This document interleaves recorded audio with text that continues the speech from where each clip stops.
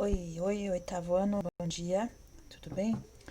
A professora Daiane está aqui com vocês no caderno de atividades, tá? Nós estamos vendo nessas semanas, né, nestas aulas anteriores aí, sobre os polígonos e como fazer a construção desses polígonos aí, usando alguns materiais, alguns equipamentos diferentes, como o compasso, né? E aí, no caderno de atividades, então, na página 18, tem algumas definições para vocês relembrarem, tá? Para nós focarmos essa parte aqui do conteúdo, né? Um resumão aí no caderno de atividades, onde traz aí para nós as definições, né? A definição de polígono, então, toda figura geométrica plana, fechada por apenas segmentos de reta que não se cruzam, né? Todos pertencentes ao mesmo plano. Os elementos de um polígono são os lados, os vértices, os ângulos, dentre esses os ângulos internos e externos, né? E as diagonais. Os polígonos que estudamos são os polígonos convexos, nos quais todos os ângulos internos têm medidas menores do que 180 graus, certo? Então, essa é a definição aí dos polígonos e seus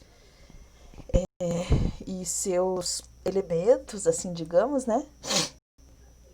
Nós estudamos nesta semana bastante sobre as diagonais do polígono, então aqui está mostrando para nós essa figura exatamente ali a diagonal, né, de um vértice até o outro, no caso ligando dois vértices que não sejam consecutivos, né? Então qualquer ponto, qualquer vértice que se ligue a um outro dentro do polígono que não seja consecutivo a ele, ou seja, que do ladinho já dele, né? Então, é uma diagonal. Dependendo do número de lados do polígono, vai aumentando aí o número de diagonais possíveis, tá?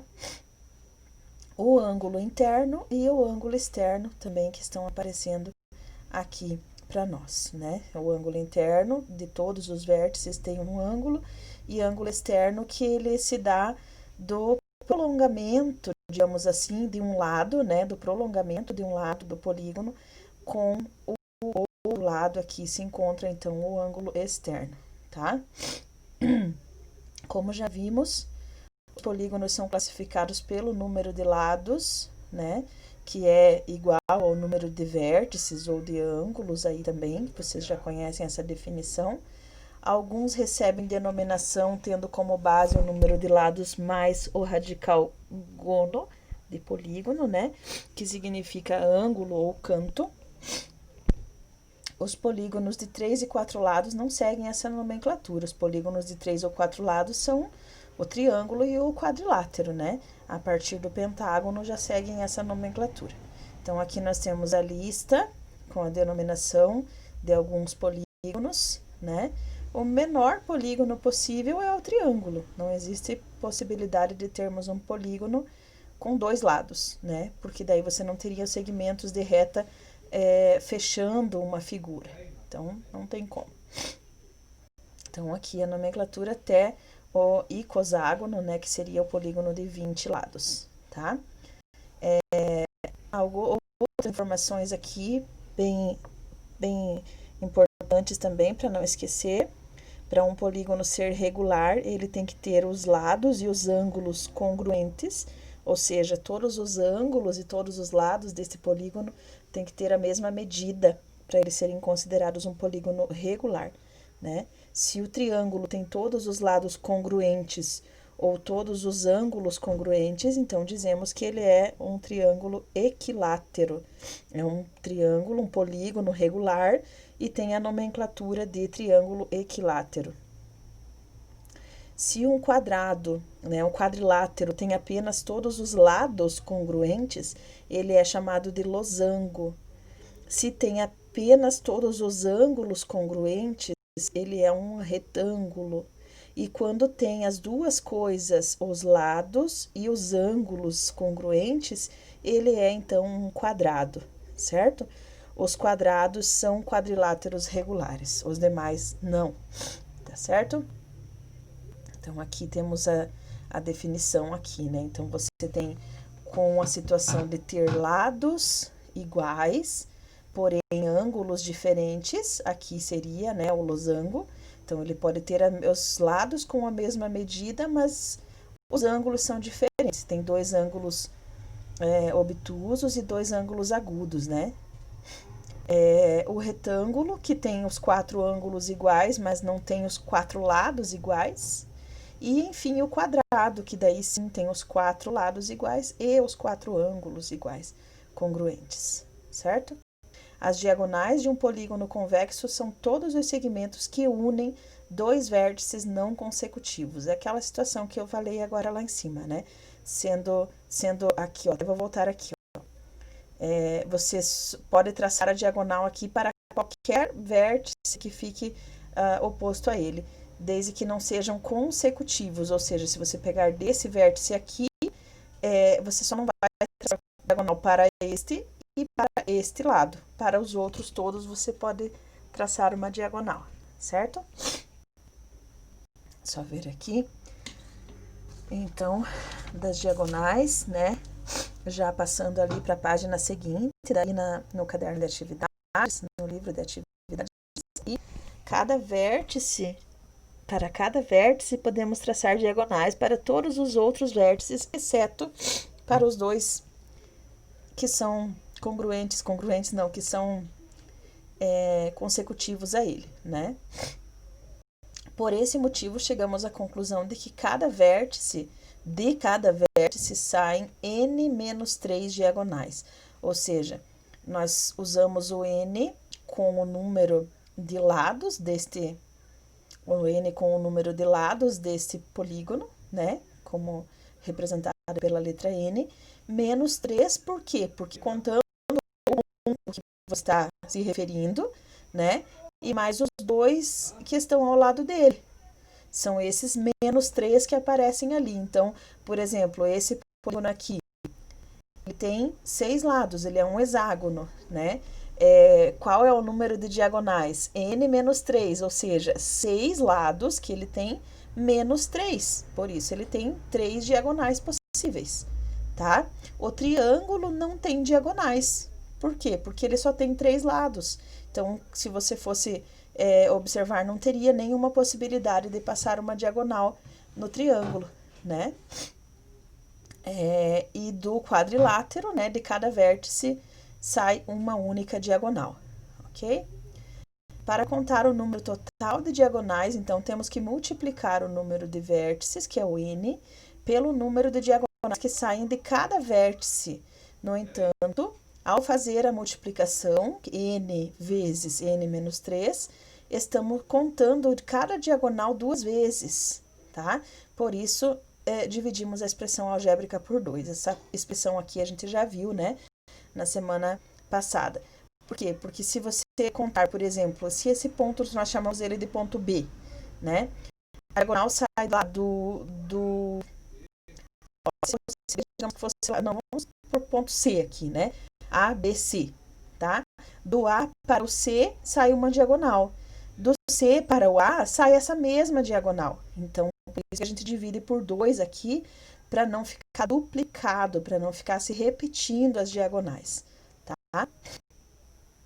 Outro tema relevante para o estudo de polígonos são os valores das medidas dos ângulos internos, mais especificamente a soma dos ângulos internos, né? Então, um fato importante é lembrar-se que a soma dos ângulos internos de um triângulo é 180 graus, sempre, né? E perceba que podemos decompor um polígono convexo em alguns triângulos. Portanto, a partir dessa definição, consegue-se encontrar a soma dos ângulos internos de um polígono, né? A soma dos ângulos internos, portanto, 2 vezes a soma dos ângulos internos de um triângulo. Neste caso aqui, né? Para o quadrilátero, ó. Quadrilátero pode se decompor em 2 triângulos, estão vendo? Então, o quadrilátero tem 360 graus. 180 de um triângulo, mais 180 do outro, 2 vezes 180. O pentágono pode ser composto em 3 triângulos. Foram divididos aqui, ó, diagonais.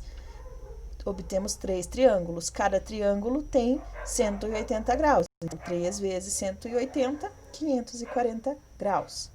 O eneágono pode ser composto em 7 triângulos. né?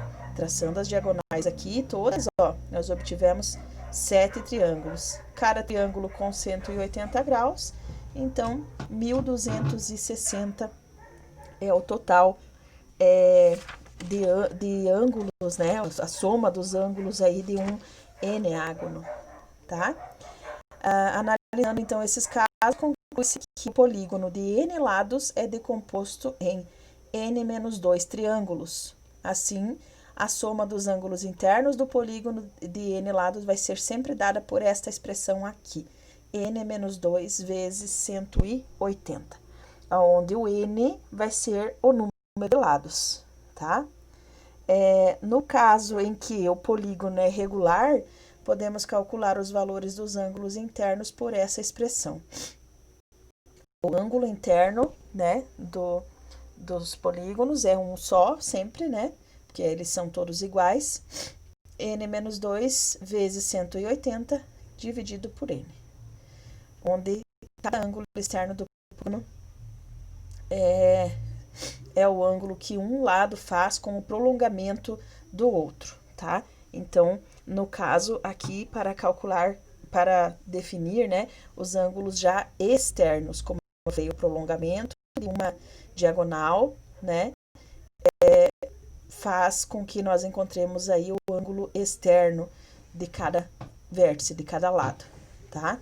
Também, aí uma definição para que fique mais fácil, então, para calcular, né? Onde cada ângulo externo é suplementar ao seu ângulo interno. Ou seja, se nós tivermos um ângulo externo aqui de 100 graus, né? O de dentro vai ser 80 graus, porque a soma dos dois tem que fechar 180. Isso que são ângulos suplementares, certo? Então, o ângulo interno mais o ângulo externo, 180 graus. E a soma dos ângulos internos de um polígono é constante e vale sempre 360 graus, ok? Aí, quero que vocês anotem aí, tá? Que vocês farão, então, uma tarefinha que está, então, aí na página 23 e 24, vocês farão de tarefa para quarta-feira, dia 2, né? Para quarta-feira, dia 2. Então, já vou deixar aqui para 2/9 essa tarefinha, página 23 e 24 do livro de atividades, ok? Então, boa semana de estudos e até a próxima aula.